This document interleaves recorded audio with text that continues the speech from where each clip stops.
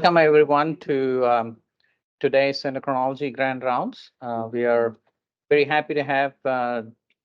Swapna Deo to present today. Dr. Swapna graduated from medical school from Mumbai University in India, did her residency at University of Cincinnati, 90 miles away, and came to Louisville and did her fellowship in 2000, joint fellowship in 2011, completed in 2013, and since then has been one of our star clinical faculties. She has been attending our fellows clinics and also delivering endocrine grand rounds since then. She is well known as a very astute clinician, a fine teacher, and an excellent overall endocrinologist. She also has a position as clinical professor of endocrinology at the Pikeville Osteopathic School of Medicine. Today, she's going to talk to us about adrenal myelolipoma. Thank you, Dr. Moshe Gandam, for the kind introduction. Good afternoon, everybody, and thank you all for being here in person and those joining us online. I'm delighted to be here to present on this topic of adrenal myelolipoma, innocent until proven guilty, or culprit. For those in the audience here today, I have a quick question, and we have, I know, plenty online as well. But how many of you have encountered, you can have a show of hands, adrenal myelolipoma before? So that's about half of the 4 out of 10 or so. And how many of you do you feel that you were equipped to take care of it when you had one? So about 50% of that. Well, I encountered my first known case of adrenal myelolipoma way back in my fellowship days, and I've had a few more since in my practice, which have posed a therapeutic challenge. So I thought this would be a great topic to talk about and present, especially. I haven't forwarded yet. Oh, sorry. Yeah, no, let me see. Sorry. No. No, especially since it's a less discussed entity in the endocrine world. So let's get started. I have nothing to disclose. We'll start as usual with some cases. Case 1. This was a 60-year-old Asian man who presented with an episode of dyspnea and had biochemical and radiological evaluation for the same. Imaging at that time showed a 6.3 by 4.8 centimeter adrenal myelolipoma with minimal nodularity along with simple kidney cyst. He had a long-standing history of severe hypertension, 160/100 on the day he presented, and was on multiple medications for the same. Biochemical evaluation was negative for pheochromocytoma, but he had suppressed renin with elevated aldosterone level of 23 nanograms per ml, indicating primary hyperaldosteronism. He did not have any other symptoms, no mass effects or pain associated with his lesion. He did not want to pursue any further testing for his primary hyperaldosteronism. A follow-up MRI 1 year from his initial one showed a stable lesion, the same right adrenal myelolipoma at 6.8 centimeters with no left adrenal abnormalities. During further workup, he was also noted to have elevated chromogranin A, had a new diagnosis of low-grade neuroendocrine tumor, and was further evaluated by the oncologist for management. Case 2 was a 71-year-old Caucasian man with a history of hypertension and was found to have confirmed primary hyperaldosteronism. Imaging showed a right-sided, much smaller, 1.9 centimeter adrenal myelolipoma with no left-sided abnormalities. He underwent adrenal venous sampling twice, but testing results did not show any lateralization. It was decided to manage the patient medically. However, patient was intolerant to spironolactone and eplerenone both and desired surgery if possible. We did a repeat imaging to verify the size of the myelolipoma, and it was found to be stable at 1.9 centimeter again, with no other abnormalities. Okay, so going back to the history a little bit. Adrenal myelolipoma was first described by Arnold as adrenal lipoma way back in 1866. Later in 1905, Gerke described the myeloid component to it. And finally, the term myelolipoma was coined by Oberling in 1929.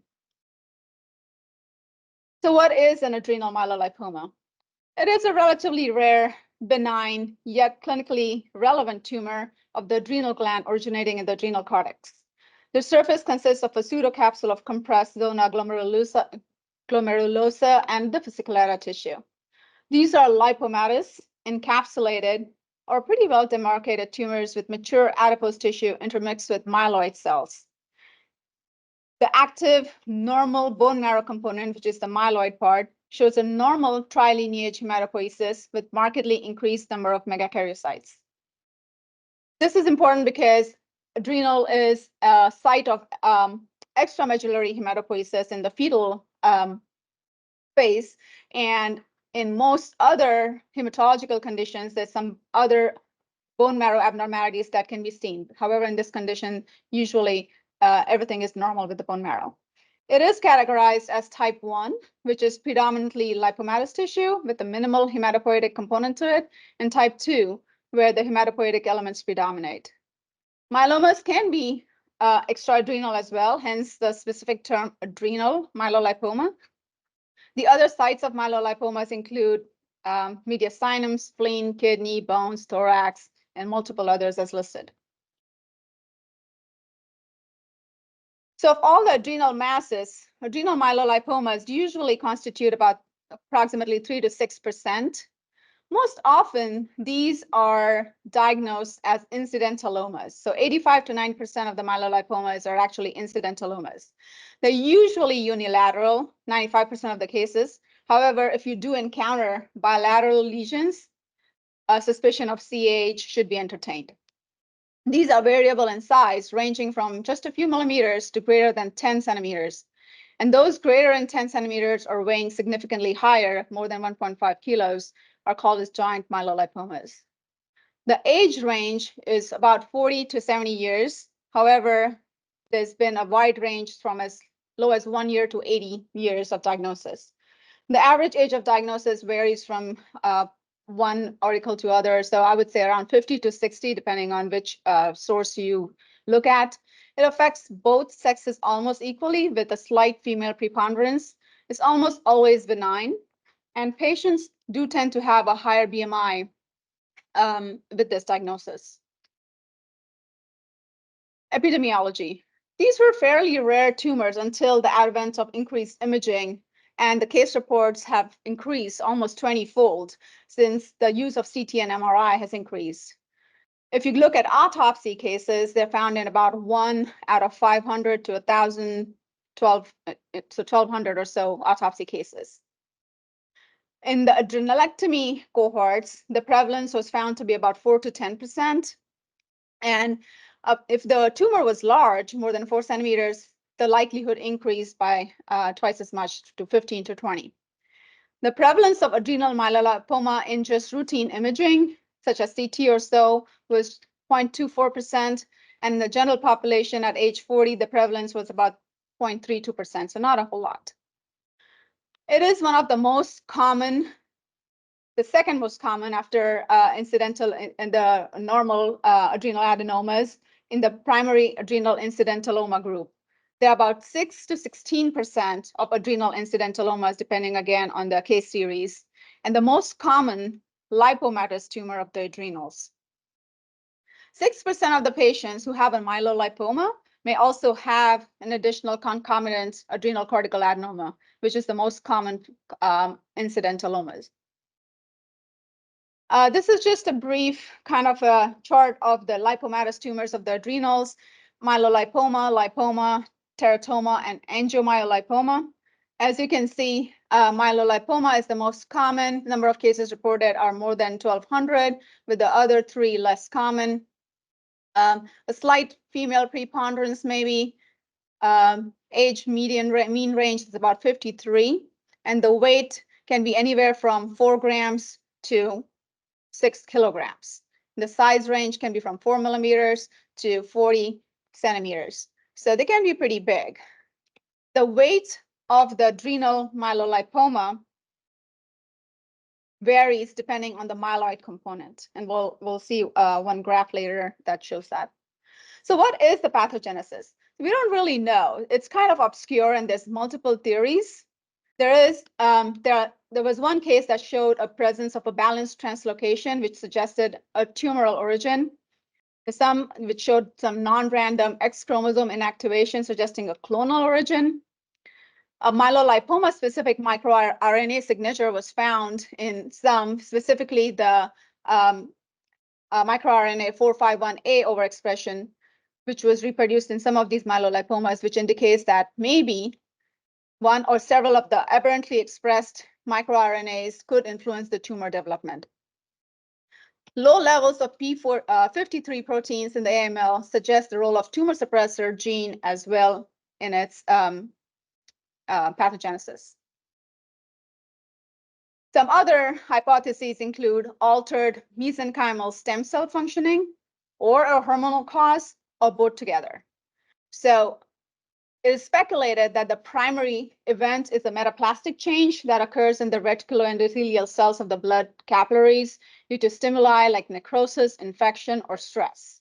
And then there's also this interaction of two different kinds of progenitor cells where it's thought that the adipose tissue develops from the mesenchymal stem cells in the stromal fat, in the vessel wall of the stromal fat of the adrenal cortex. And when these adipocytes are differentiating and maturing, they release inflammatory signals that stimulate the adrenal cortex to recruit the hematopoietic component, which settle in and differentiate. In the hormonal pathways, there were some specific experiments that showed that maybe ACTH stimulation and high ACTH levels develop a myelolipoma. This has been probably corroborated with the fact that it's bilateral myelolipomas are more common in CAH, congenital adrenal hyperplasia, and also in hypercortisolism, Cushing's disease. Another hormonal overstimulation is speculated to be due to a higher level of erythropoietin, which causes a larger number of AMLs, usually in those with hemolytic anemia, which thalassemia has a close association with this, and those getting the erythropoietin stimulating agents. And then it's also likely that both of these together act in the pathogenesis. So macroscopically, myelolipomas are round or elliptical tumors, pretty well defined, as mentioned earlier, ranging from just a few millimeters to up to 43 centimeters with an average size of about 10.2. Giant myelolipomas might be found in about a third of the cases. The pseudocapsule, like as mentioned before, is a compressed layer of the zona glomerulosa and the fasciculata. And the yellow and red cut surfaces are sites of adipose tissue, and the red is the hematopoietic tissue, as can be seen in these specimens here. So pretty well round, differentiated, encapsulated, and on the cut surface, it has this variegated appearance. The lipomatous and the myeloid components differ in each adrenal myelolipoma. There wasn't much difference observed in the right and left-sided tumors. The heaviest reported AML was 11,400 grams or 11.5 kilos. The weight, as mentioned earlier, correlates poorly with the diameter because the hemorrhages might alter the weight, and the ratio between the adipose and the hematopoietic tissue varies. Hemorrhage is found in about a fifth or 20% of the case. Excuse me. Histologically, adrenal myelolipomas are well circumcised and heterogeneous with variable amount of mature adipose tissue admixed with your trilinear hematopoiesis with a full maturation line. The megakaryocytes as markers of thrombocytopoiesis, erythroid cells for erythropoiesis, and granulocytes can all be seen. And occasionally areas of degeneration, hemorrhage, and calcifications are seen. The differential diagnosis based on the microscopic appearance could be the liposarcoma, myxoid liposarcoma, and myofibrosarcoma, which are all more concerning diagnoses as opposed to the benign nature of an adrenal myelolipoma. And these can be distinguished by the identification of high-grade nuclear changes, increased mitotic activity, and also the well-differentiated liposarcomas may be devoid of the lipoblasts, which only show some adipocytes. So this can be a challenge because they might mimic your AML pretty closely. In this case, molecular testing for certain what I call as the MDM2 and CDK4 amplifications or some CHOP gene fusions could be considered. For angiomyolipoma, which is a triphasic tumor having the smooth muscle elements as part of both the hematopoietic and the adipose tissue admixed, can be differentiated by another stain called as the smooth muscle SMA or smooth muscle actin stain, which could be helpful for the diagnosis. This graph here depicts what was mentioned earlier, where, excuse me, where the same diameter of the adrenal myelolipoma could have varied weights. I'll go over to the microscopic appearance in the next slide. This is the same tumor, both macroscopic and histological pictures of a bilateral adrenalectomy that was done in a patient with CAH. As you can see, there's multiple areas of the hematopoietic tissue. The yellow is the adipose tissue. There's some degrees of maybe hemorrhage. And then one side appears to be bigger than the other for sure. I have another slide with the labeled microscopic component, but as you can see here, these are the lipoid cells along with the hematopoietic tissue. Okay, so this is a better view. As labeled here, the clear vacuolated areas that appears as vacuolated in this are actually the mature adipocytes. The B are the hematopoietic components and cells of, I think these, yeah, and they're the cells of the zona glomerulosa intermixed with it. This particular picture shows the megakaryocytes along with the mature adipocytes, along with the hematopoietic cells. So let's go over some of the imaging characteristics of these tumors. Ultrasound features show a well-demarcated hyperechoic and heterogeneous mass, which can be seen growing out of the adrenal gland. These are usually, like I said, well-demarcated, so no infiltration seen in the adjacent tissue. Calcification may be seen. However, ultrasound is not considered to be adequate enough for diagnosis, and we usually resort to CT or MRI.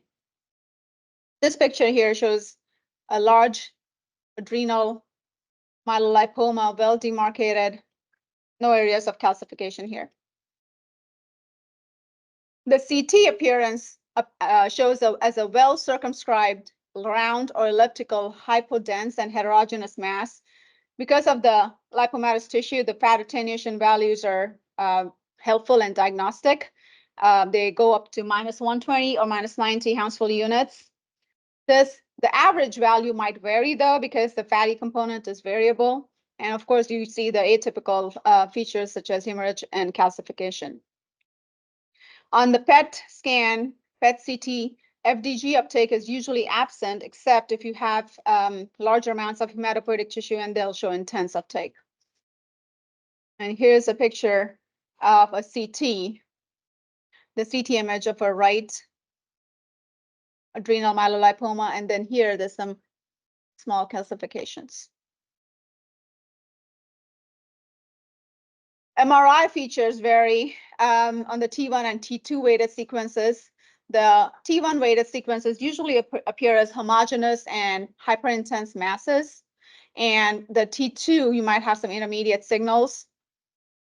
The T2 weighted images show heterogeneous masses with fat intense areas and hyperintense areas at times. And the nodules, when compared to the liver, are hypointense or hyperdense. And after the gadolinium, which is the contrast, they would appear as hyperintense on the T2 images related to the myeloid elements.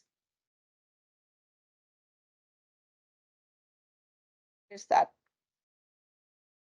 right AML.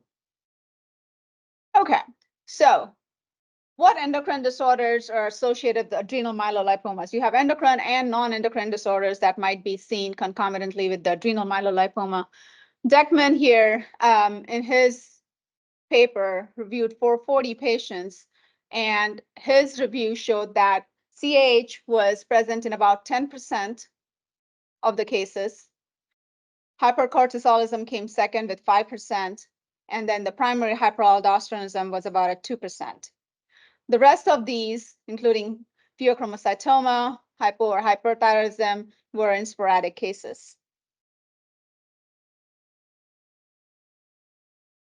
The non-endocrine disorders associated with adrenal myelolipoma are usually hematologic, and the predominant one is thalassemia, with maybe some sickle cell disease as well. But you might find some other other concomitant conditions in this in patients with AML. So what are the other differential diagnoses when you encounter a patient of adrenal myelolipoma? As mentioned earlier, adrenal cortical adenoma is the most common incidentaloma, and that would be probably the common entity in the differential diagnosis. These are well-defined, homogeneous, and sharply marginated masses, and most of the differentiation is based on the imaging, where it is 10 Hounsfield units or lower for most of the ACAs. They're also isointense to the liver and hyperintense to the spleen on these T1 weighted MRIs, which is slightly different than the other entity, which is the AML. Adrenocortical carcinomas are large and lobulated with cystic, necrotic, hemorrhagic parts, and most importantly, irregular margins. They can invade adjacent structures at the liver, kidney, and IVC, and you often even see central tumor necrosis.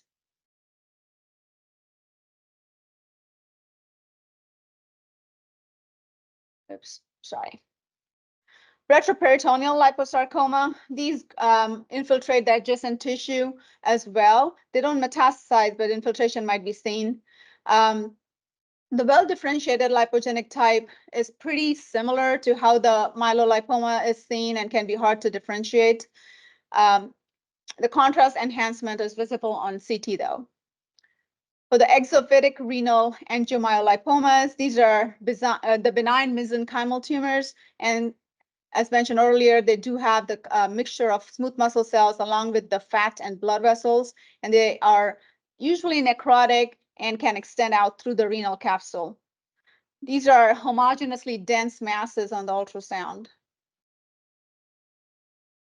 What I think this, for some reason, is not showing the pure lipomas.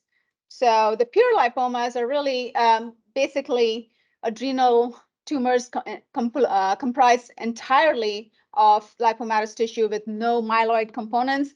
And really, it's not that essential to differentiate it because it's a benign tumor as well, and it doesn't matter if it's a lipoma or adrenal myelolipoma. But lipomas are just pure adipose tissue, and very few have been reported in literature. What are the clinical manifestations of AML? Adrenal myelolipomas most commonly remain asymptomatic. If they do present with symptoms, they might be local features of pressure or pain or systemic signs of hormone excess. The large tumors manifest with flank pain or a dragging sensation in the abdomen and could also be associated with nausea, vomiting, and the very extreme presentations might include shock resulting from spontaneous rupture, which is not very common, by the way, and usually occurs at a median diameter of 12 centimeters or 120 millimeters, and when it hemorrhages in the lesion. Functional AMLs or adrenal myelolipomas are rare, and usually they're detected early, so the size of these tumors are smaller on detection because you've already started to do a workup for the hormone excess, and they might be found during that process. The functional AMLs are associated with features of hypercortisolism, hyperaldosteronism, hyperandrogenism, and pheochromocytoma. So this is a chart, again, from the review by Deckman, which showed the common presenting complaints of the myelolipoma patients. As you can see, some kind of pain usually is the presenting symptom. You could have an abdominal mass. So that could be another presenting symptom, but as you can see, the percent is much lower. Dyspepsia, nausea, vomiting are other associated symptoms. So let's talk a little bit about the endocrine dysfunction in adrenal myelolipomas. Like I said, these are generally considered as non-secreting adrenal incidentalomas. The National Institute of Health Consensus Panel in 2002, that was quite some time ago, concluded that the adrenal myelolipomas can be regarded as an exception to the mandatory metabolic workup of newly discovered adrenal mass.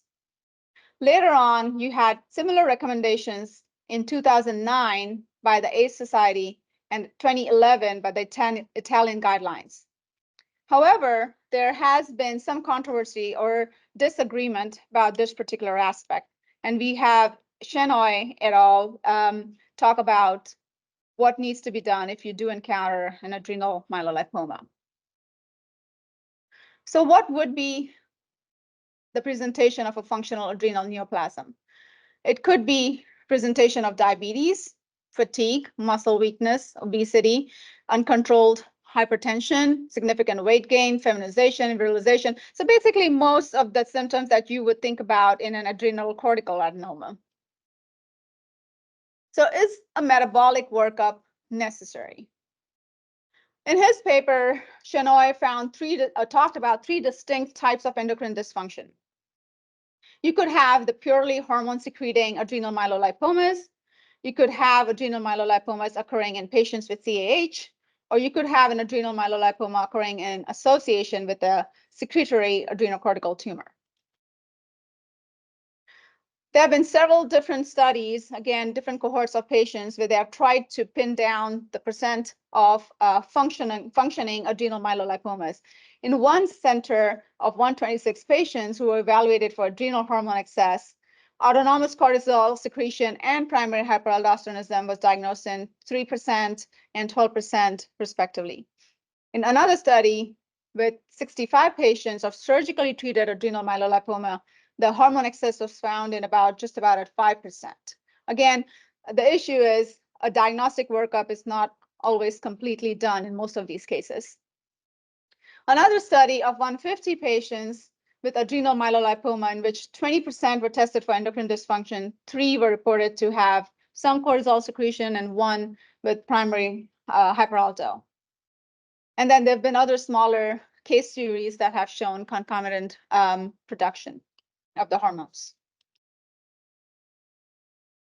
So as mentioned earlier, in the ACE guidelines, Ziegler did not propose hormonal evaluation. In another paper by Torzolo, there was no routine hormonal workup necessary, but Shenoy argued that a metabolic workup should be done. So if you look at some additional data, including the Deckman data, 18.3% of adrenal myelolipomas associated with some kind of endocrine disorder, which includes the CAH, hyperaldosteronism, hypercortisolism, or hyperandrogenism. And another paper shows 12%. So just to put all of these things together, I would say on an average, anywhere from 7 to 18 to 19% of these lesions may actually be functional. In this paper, again, Shenoy discussed about the association of CAH with adrenal myelolipoma. And most of the reported cases, what he found was CAH accounts for nearly half of the reported cases of AML with endocrine dysfunction. And some of the late onset CAH may actually present as an AML and may be missed if screening is not done. As such, I think the clinical picture should be considered to be a major factor in determining the necessity for hormonal workup. Anyone with a history of hypertension, diabetes or prediabetes, younger patients with AML, or patients with bilateral lesions are definitely the ones that should undergo additional testing. So what functional test should you do? This is pretty easy, nothing much different than what you would do for a workup of a adrenal incidentaloma.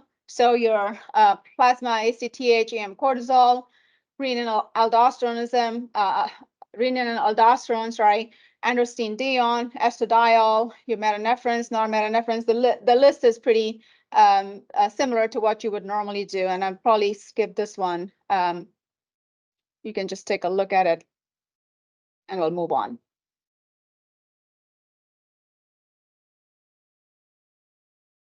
So what is the association of CAH and adrenal myelolipomas? Patients with genetically proven congenital adrenal hyperplasia may actually have up to a 36% incidence of adrenal myelolipomas.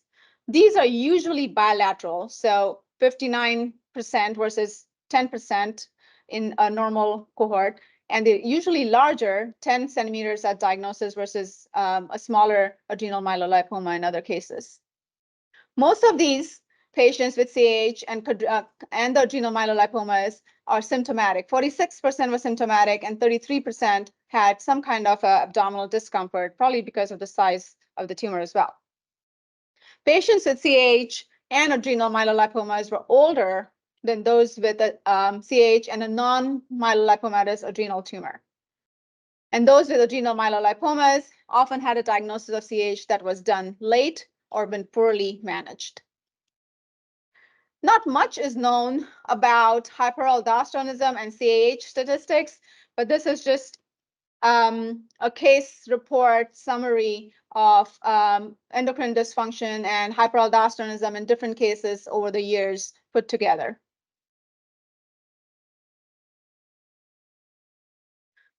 So this was kind of a flow chart suggested by this paper by Shenoy in case you do encounter an adrenal myelolipoma.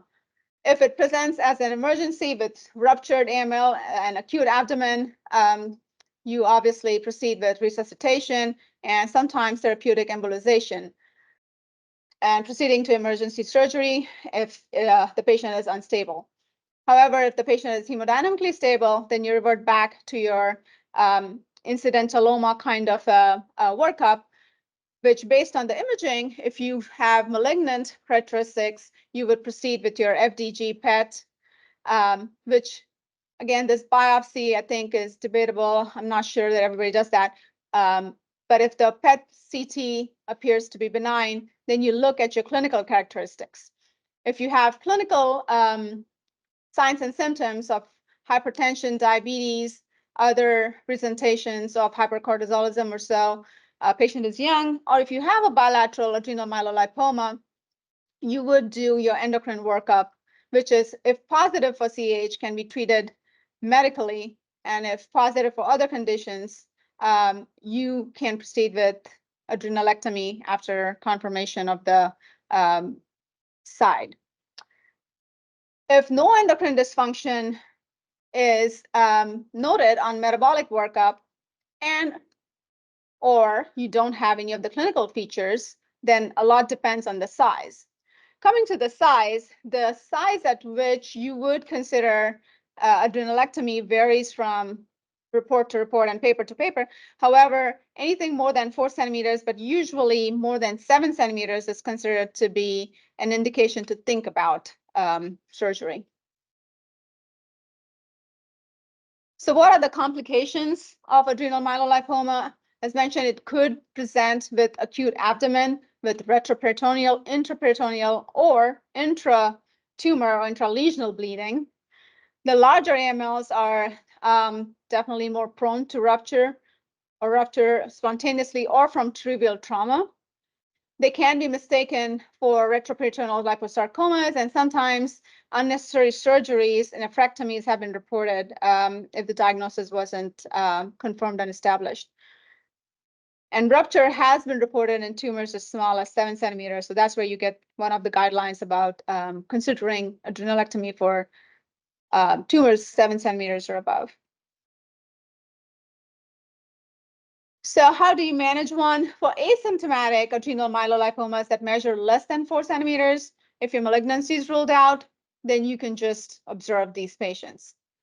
There are no specific guidelines for follow-up imaging, but 6 months to 1 year can be considered. The ACE guidelines are blanket guidelines for adrenal incidentalomas, and they apply the same for all kinds of tumors, including the adrenal myelolipoma. So size greater than 4 centimeters considered to be an indication. However, if you have an older patient and the patient is asymptomatic, of course, even if it's a larger tumor, conservative treatment might be justified. You also have to weigh the cost of follow-up in younger patients versus the cost of surgery. And less invasive techniques, embolization may be done for retroperitoneal hemorrhage in some of these tumors. So who would you take for surgery?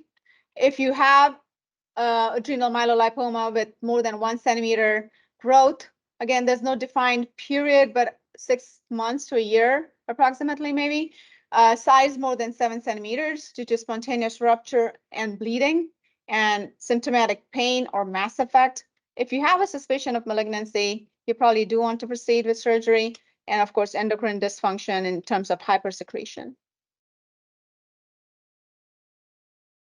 The median tumor size for surgically treated myelolipomas was around 5 to 8 centimeters. It was also the treatment of choice for ipsilateral, so unilateral tumor with hormonal secretion. And in this particular series, surgery was done in about 12% of patients because of the tumor size being large. There was increase, there were symptoms of mass effect, there was hormone excess, acute hemorrhage, or they couldn't confirm a diagnosis on imaging. These patients were usually younger, had a larger tumor with accelerated tumor growth, and higher likelihood of hemorrhagic changes when the imaging was done than those who were managed conservatively. What kind of surgery can you use? Laparoscopic adrenalectomy is increasingly being used. Even large adrenal myelolipomas can be done through laparoscopy. Retroperitoneoscopy is another, and hand-assisted lap excision have also been done. And there's this unique technique where you can actually do a liposuction with decompression and shrinkage of the tumors that are large before you do a lap removal. Okay, so going back to our patient who had this particular condition. So I would categorize this as an adrenal incidentaloma. There was presence of hormonal excess, but we didn't have the secondary testing for it. However, a high suspicion for primary hyperaldosteronism. There was stability of the tumor over a year. So it was large, but it was stable.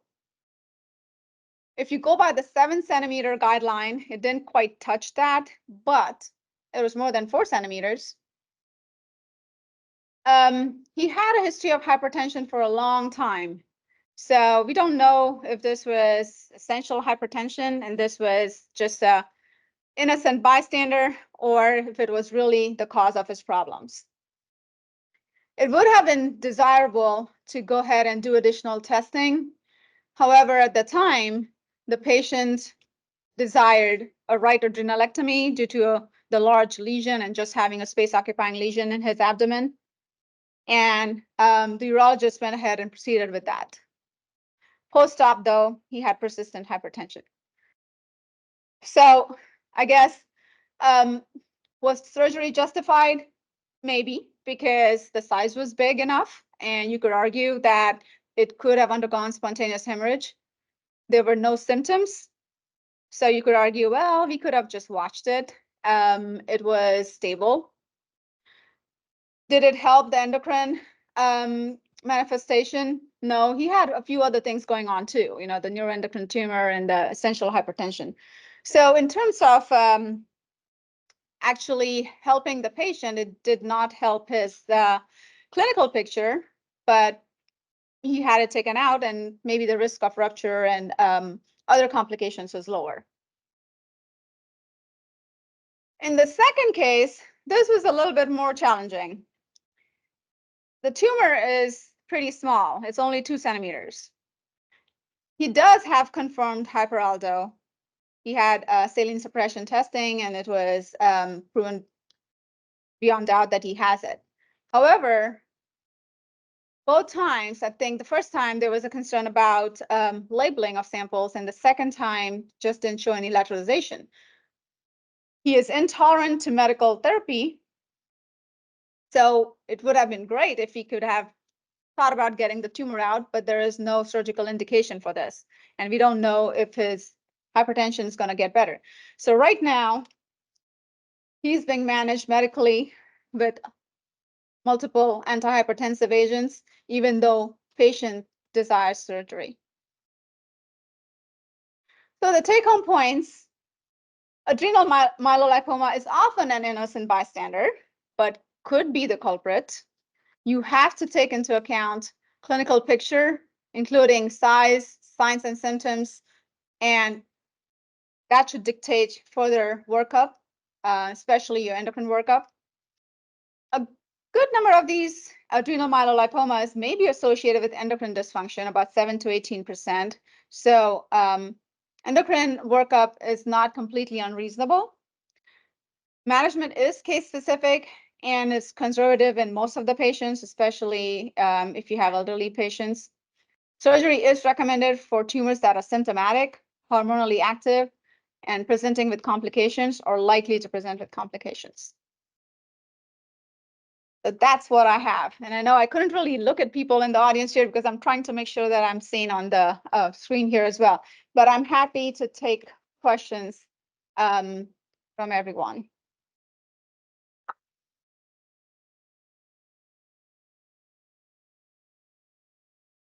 Great review, Swapna. Thank you. So I recall the patient that I had, who, I don't know if Dr. Winter is also in the audience. I know Dr. Mokshaganam remembers because it was one summer right before we were boarding to the Endocrine Society. His tumor was 35 centimeters on one side, and he was shipped from an outlying hospital with nephroptosis, bowel obstruction, bilateral actually, 35 on one side, 30 on the other side. Humongous, but he had a history of CAH.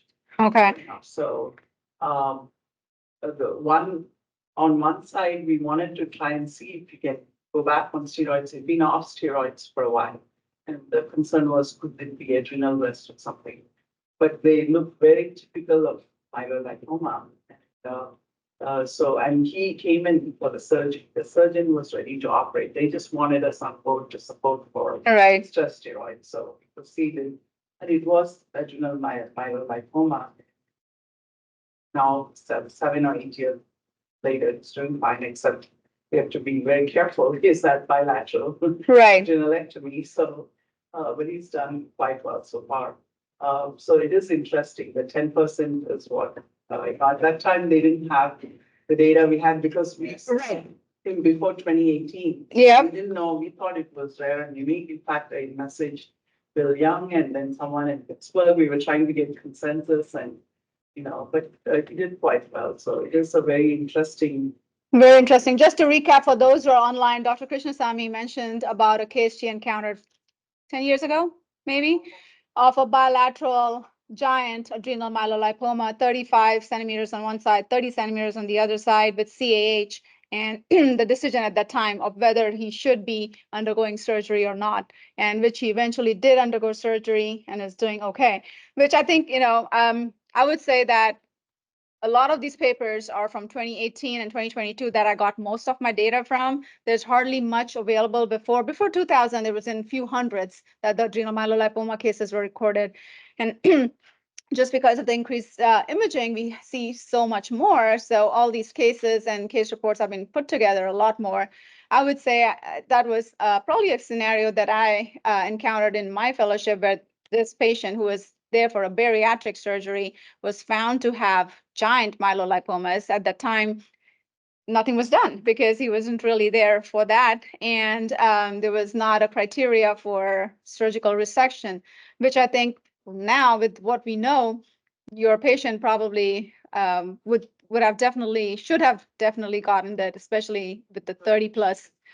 Right. So, and also the risk of spontaneous rupture. So thank you, Dr. Krishnasamy. Anybody else had any interesting cases? Dr. Folsom. Thank you.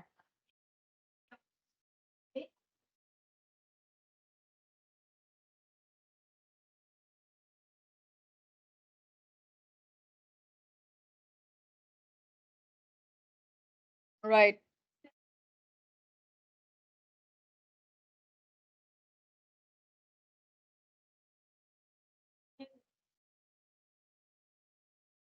No. For AML. And we're not supposed to do anything about them unless we have symptoms or signs of hormonal secretion or compression. What would you say to a patient with CAH who's been doing some reading and they're like, oh, I have a 36% chance of having one of these? Would you recommend screening for AML in CAH? That's a- kind of leave it alone. That's an excellent question, and that's also been, mentioned in some of these papers that I read, that there is no recommendation right now. So would you screen? Probably not right now. I mean, I don't think we have an official recommendation. The late onset diagnosis of CAH or inappropriately managed CAH, which, both of these may have, and we don't know that for sure, but there is an increased trend to having more adrenal myelolipomas in those patients. So if you had to screen somebody, you might want to do those non-classical late onset, but later onset, even in the late onset, the older patients, if you think that there was unopposed stimulation all this time. Even if you do screen them, again, why would you screen them? Are you going to do something about it? So what if these tumors are less than 7, if they're 6.5? I'm probably not going to do anything about it. So but then again, you also have the point about there is a data where these tumors are larger. They are more likely to be giant myelolipomas. So yes, if they're more than 10 centimeters, you would consider sending them for surgery. So you're kind of opening up a whole lot of different things. I don't think that I would screen all my CAH patients at this point of time. I think there might be more formal guidelines as we get more information in the next 5 years. But it's definitely a thing to think about. And vice versa too. If you do find bilateral adrenal myelolipomas, incidentally, you should probably think about CAH in those. And that's probably more important than the other way around. Yes. So like Dr. Mohan, we saw like a patient with CAH was getting treated with steroids. Doctor developed sudden and then came in the bilateral myeloid lipomas or bilateral treatment. Those are testicular breast tumors. So I have a question because we don't see that often. So in terms of the testicular breast tumors, is there any guideline which you read about doing an ultrasound? I think that probably would be a little bit beyond the scope of this. I think Rohit has a question about a patient with CAH with bilateral adrenal myelolipomas and testicular breast tumors that decided to stop treatment, correct? Stop treatment. Right, because so in terms, so your question is, would I do follow-up imaging? Yeah.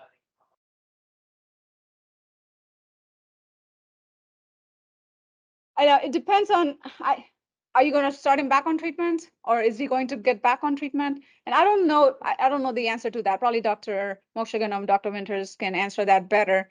But there's not any studies about adrenal myelolipomas with the TARTs together and whether, there was increased stimulation that caused both of those to grow or so. I don't think I can answer your question very well. Does anybody else want to volunteer?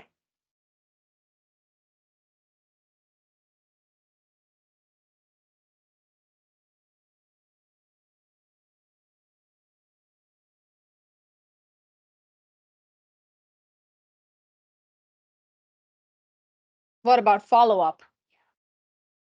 Some of these don't really have specific guidelines about what are you going to do if they increase in size. I mean, you would probably want to treat them medically. So if you haven't done that, any diagnostic test should have a reason for doing it. If that's not going to change your line of thinking or your management, then you need to rethink, do you want to spend the money on that imaging? So what if they've grown a centimeter and the patient refuses treatment? So what would you do? Probably nothing again. So So that would be my answer. But if anybody else wants to, in the online audience, wants to take that up, please feel free. Let me see. I'm sorry.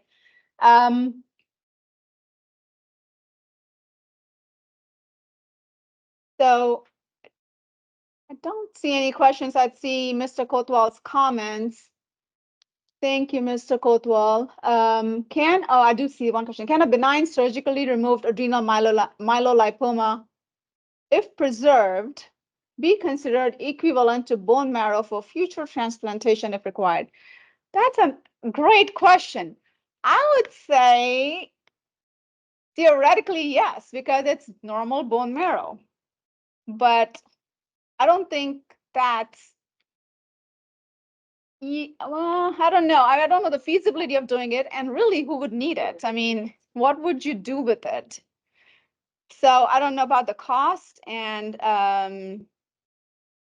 so I think it's interesting, but I don't know that anybody would want to venture into that. I mean, in that field. So, and then he says, my personal experience is I'm glad I got the urologist to get rid of the right adrenal myelolipoma about 9 years ago, which was larger than 6 centimeters. So to follow up on your personal experience, did you feel any different before or after, Mr. Kotwal? Yeah, for a while, the blood glucose and was better managed, and then the hypertension was reduced. But overall, other than that, just the feeling that some space that was taken up by that myelolipoma was no longer taken by that myelolipoma. So in terms of physics, it was a relief that something is not going to bust open. But the left myelolipoma is slowly increasing, but still nowhere more than 1 centimeter. Thank you. And logistically, did insurance cover it? Yes. Okay. Oh, yeah, that's a very good question. Insurance only covers if the size is greater than 5 centimeters. Yeah. So between 4 to 7 centimeters, the guidelines vary. That's good to know that the insurance covered that surgery for you. Yeah, that laparoscopic surgery was covered, except the measurement that was done by CT scan was smaller than the actual thing. So the incision had to be increased for removal of that myelolipoma. So that caused bleeding for a longer time, and so that was a bit of a question that was a bit problematic. But looking back, it's behind to deal with other problems that cropped up later on. Which brings us to this point as well. When you are referring a patient to surgery, you always have to think about your post-op complications that could potentially occur. So including hemorrhage while taking that tumor out. So. Yeah, but that the bullet holes that they had made, 4 bullet holes and 1 big incision to remove that. Now that all pretty worked out. It's just that the estimation of size was incorrect, and the myelolipoma is actually bigger than what the CT scan had measured, because maybe it didn't get the depth, and so one has to be very precise in calculating the ellipsoid nature of the myelolipoma. The other thing I was worried whether living on a single adrenal gland was going to be problematic, but it doesn't seem to be the case. But who knows? I didn't try to win a tennis match or something like that, and that would have required a higher adrenaline level, and so that issue has not so far occurred. Thank you. A great patient experience for allowing. Yes. Yeah, so we have to thank. Yes, absolutely. Thank you, Mr. Kotwal. Yeah, welcome. All right. Any other questions? Yes.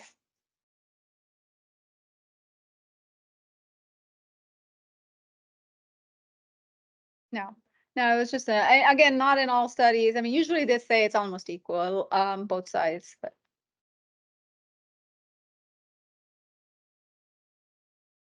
Thank you, everyone.